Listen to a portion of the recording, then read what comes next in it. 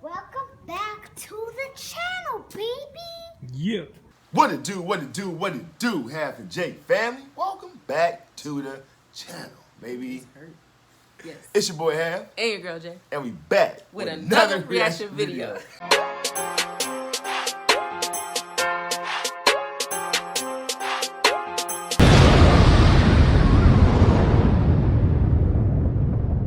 I like when you do I like when you do that though. That's dope. All right, y'all. So we back again, man. Welcome back to the channel. Yes, welcome back. Hope everybody out there enjoying their day. Oh, we gotta welcome our new family members. What's up, y'all? What's going on, new family members? Welcome. Come on in. Yes, Make thank yourself- you Right. for tuning in to us and leaving your comments, Right. liking our videos, sharing our videos. We really, really appreciate y'all. Yes, absolutely do. We wouldn't be here if it wasn't for y'all Nope. supporting us. So thank you. We have always said, y'all can go check the footage. That's why we're glad we got footages out there. So in case people say, they ain't never said that, go check the footage. We have always said, there's no HalfAndJai without y'all. You feel me? Y'all make us. Of course, we're going to still have the names, but there's no us on here without y'all. Yes. You feel me? Thank you. Thank you guys, man. So, we about to get into some more reactions. Who we going to react to, or what commentary are we going to react to today? Larry Elder, Schools Liberals. Larry Elder, Schools Liberals. I believe we did a Larry Elder before on the Yes. channel. Yes, we You did. guys really liked his information that he gives, so we decided to double back on it and give y'all some more Larry Elder. You know what I mean? So with that being said, let's jump right into it. But before we do, everybody that's out there who has like to subscribe to the Shazana, go ahead and hit that subscribe button. Yes. Turn your post notifications on. Yes. Like and share this video. Yes. And comment down below, baby. Come and join the squad, man. HalfAndJai. You feel me? It's free. Right. We over here kicking off. What? Good vibes, baby. Good vibes. Boom. You can feel it. It's just like it's I like just the face conjuring up. expression. You be Because I feel like I'm like, gonna dance you know what I'm saying? Because you Like, gotta send them off. Cause okay. we need it. Everybody need it. We need I don't it. look as pretty as you do, though. That's the only thing. I look ugly. I like. Hey, like a dance. Or something. Right.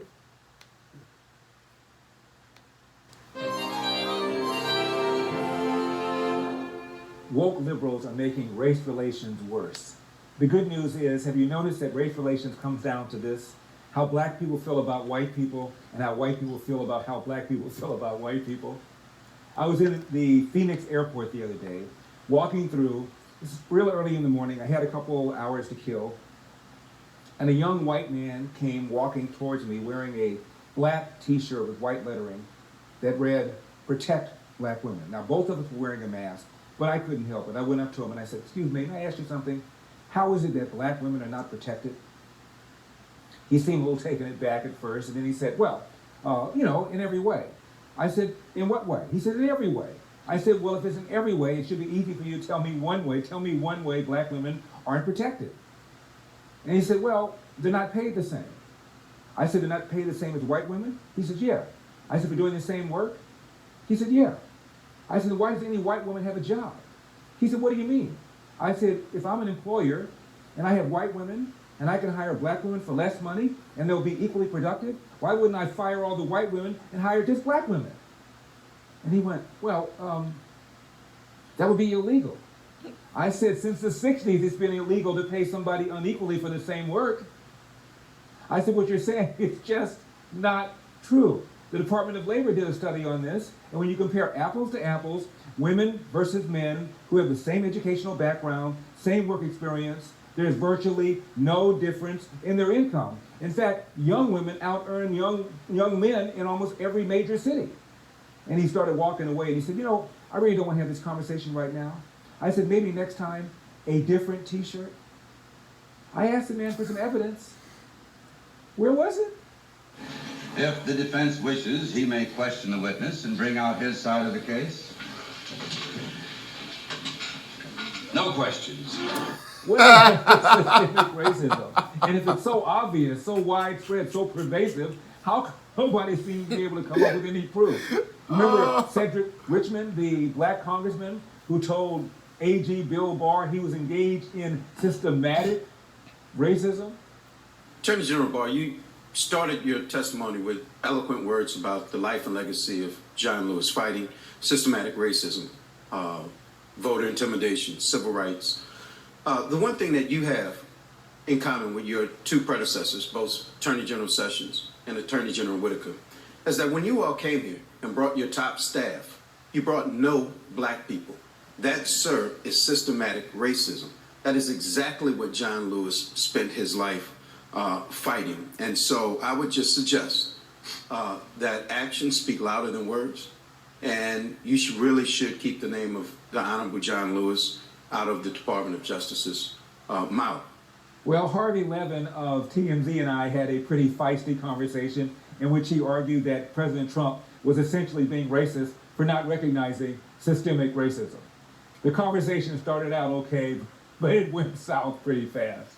At the same time, Donald Trump is touting that he feels he has been better for African Americans than anybody except possibly Abraham Lincoln. Possibly. And he's trying to paint a fairly rosy picture of what it's like for black people in America under his tutelage. So how do you square the two? This man is doing something about the economy before the coronavirus pandemic, historically low unemployment. The man has signed the First Step Act, which allowed something like 5,000 mostly black men to have their sentences reconsidered and reduced an average of about 75 months. He's also spent more money on enterprise zones. He's put funding on HBCUs for the first time over a period of 10 years. No one has ever done that before. The president is also saying that there is no systemic racism in America. There is no systemic racism in policing. And There isn't. Okay. All right. There is no evidence of systemic racism whatsoever. In fact, the evidence shows the opposite. I was just about ready to say there's a black Harvard professor named Roland Fryer who assumed, just as you did, that the police were killing blacks just because they were black. He did a study. Not only did he not find it, he found out, which tracked other studies, the police are more hesitant, more reluctant to pull the trigger on a black suspect than on a white suspect. And it's common sense, because of people like people in the media who immediately assume that a cop is doing something racist or motivated because the victim is black. They're afraid to shoot a black person much greater than they are afraid to shoot a white person. Larry, you're from Los Angeles, and you know what happened with the Rampart Division. There was an incredible scandal where they were going into the inner city and they were setting people up and planting drugs and doing all this stuff. I mean, this has been going on for a long time. Harvey, 20 years ago, from 1992 to 2002, Los Angeles had back-to-back black police chiefs, even during the O.J. Simpson case. And what happened? But that doesn't mean you're make it go away, Larry. You can't look at a black police chief and say, therefore, there isn't systemic racism. Right. We had a black president. Is there no racism in America then, Larry? I mean, come on. First you said systemic racism, now you're saying racism. Which one do you want? No, I'm saying there's no evidence. There's no evidence whatsoever of systemic racism. I ask you to prove it. A cop watching somebody run away, a black man run away, shooting him and killing him. A guy walking into a convenience store, shooting him and killing him. Larry, we've seen this. Okay, here's the thing. Larry, I hear what you're saying about the studies. Harvey, let me try it this way. There are 50 million police-civilian interactions every single year. Out of that 50 million, there are 11 million arrests. Out of that 11 million arrests, 60,000 officers are assaulted. Out of all of that, 1,000 civilians are killed.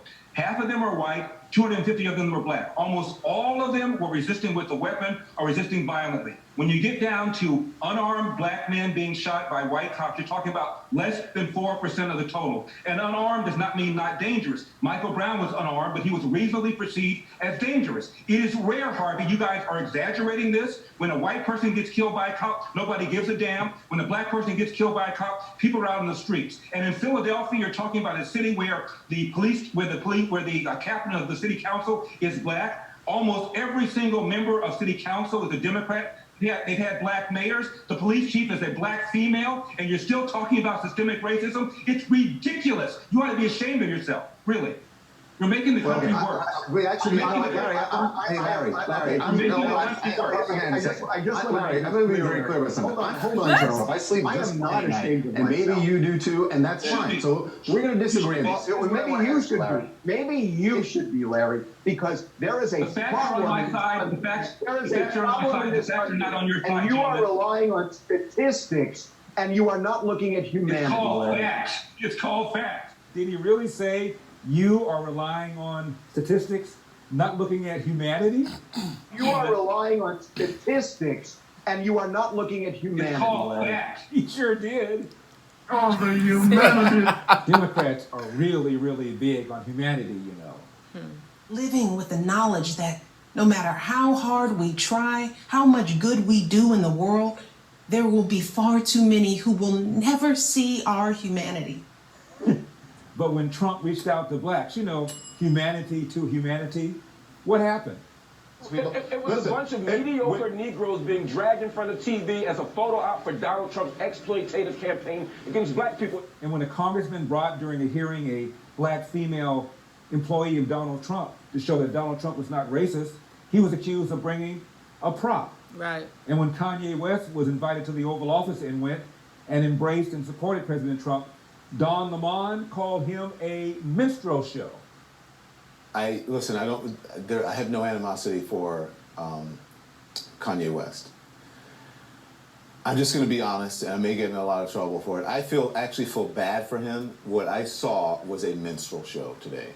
Him in front of all of these white people, mostly white people, embarrassing himself and embarrassing Americans, but mostly African Americans, because every one of them is sitting either at home or with their phones watching this, cringing.